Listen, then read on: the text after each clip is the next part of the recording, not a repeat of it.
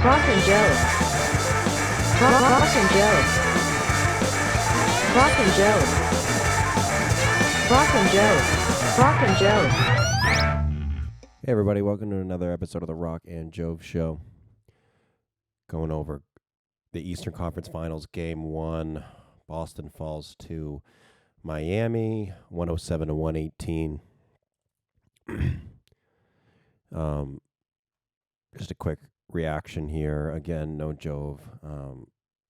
He's a busy guy. And I just kind of wanted to get some thoughts on tape here quick before Game 2 today, probably when you're hearing this. And just kind of my thoughts on that. If you look at the box score, I mean, obviously, right out the gate, Celtics are losing out on Marcus Smart and Al Horford. Smart with a slight sprain in his foot, and Horford in health and safety protocols. I've heard rumor that hopefully he'll be available for today's game, but I'm not entirely sure. This is tough because, honestly, Miami has probably the deepest bench in the playoffs right now. Victor Oladipo is playing 15 minutes, and, he's not the player that he was, but that's still Victor Oladipo. This was just tough. We let Jimmy Butler put up 41 on us. I don't think we really expected that. And obviously, this is such a great defensive team without having two defensive anchors, Al to protect the paint, and Smart, obviously, a depoy. That kind of hurt. If we look at the box score here, other than that, 29 points from Tatum and 24 from Brown, you can't be too upset. But then if you really kind of dive into it, Tatum had 21 in the first half. So he kind of was lacking at that point, and that we started off to a great run in the beginning, they ended up kind of coming back, and I think making it about a 3-point game. I think they missed their first 7 shots or something. It was really kind of promising, but then Tyler Hero just kind of went off for a little bit and was able to kind of bring them back within striking distance. Tatum only having 8 points in the second half, Brown with 17. We just got beat. Jimmy Butler at 27 in the second half alone, 17 in the third quarter. And honestly, the third quarter is usually where we fall apart. So I can't say I'm shocked. But this Heat team is going to play very physically. That's for sure. Seeing PJ Tucker, seeing Bam Adebayo, those guys are going to be tough guys to kind of move off the block and everything like that. So it's going to be a challenge. But definitely a winnable game. I think that's kind of what I took from this Game 1.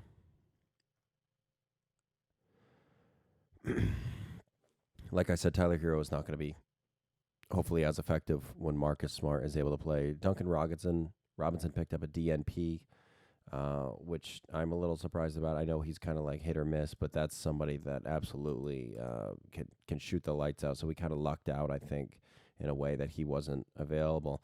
What it really comes down to, the discrepancy here for me, is these free throws. 34 attempted free throws for Miami on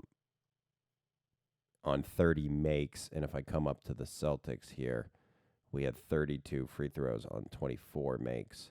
So that's just unacceptable. Jimmy Butler alone had 18 free throws, made 17 of them. That's the difference of the game right there. Absolutely, we got to keep him off the line. We got to stop biting on those shot fakes. this is a great defensive team. I think we just kind of went into this arena. I think they changed the name. I think it's FTX Arena now. And, I think it was the Airlines Arena before that, American Airlines. But, they've changed it. But, nonetheless, we went into this game kind of, I don't want to say scared, but this is a game that I kind of anticipated to lose Game 1. So I shouldn't say I anticipated it. It was acceptable to me if we lost Game 1, because I still absolutely think that this is a winnable series, and I think that the Bucks team was actually the hardest to face. I was kind of the most intimidated by Giannis and the way that he's refereed throughout the league.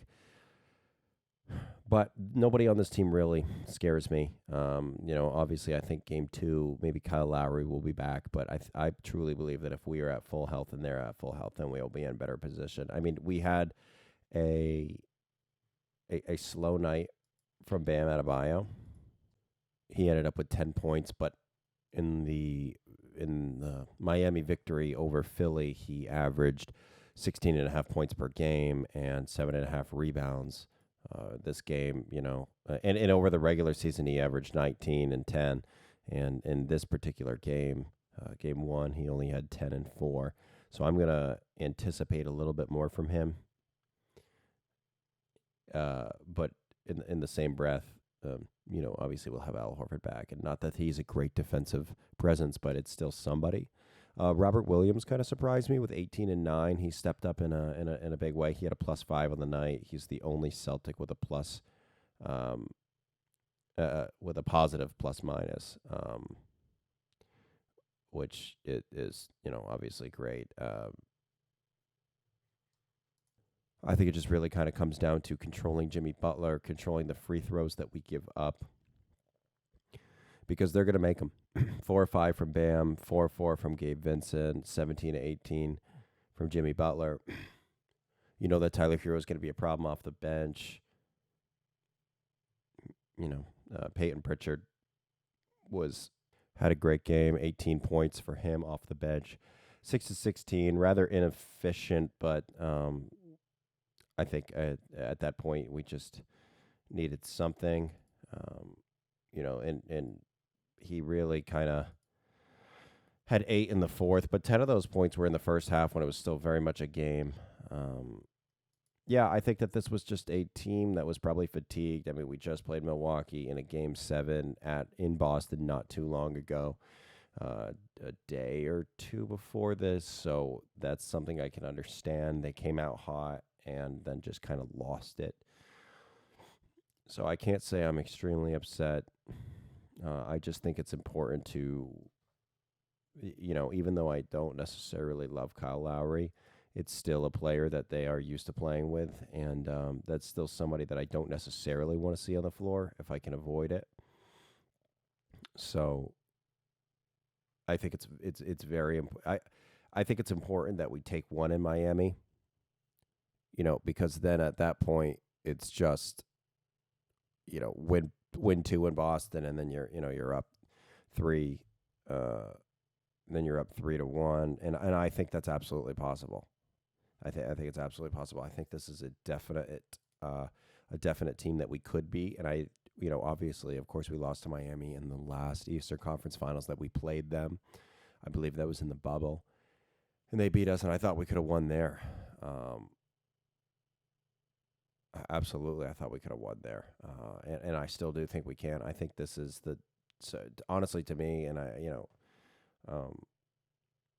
knock on wood, but I feel like this is the team that we match up with the best out of the 2 teams that we've already beat.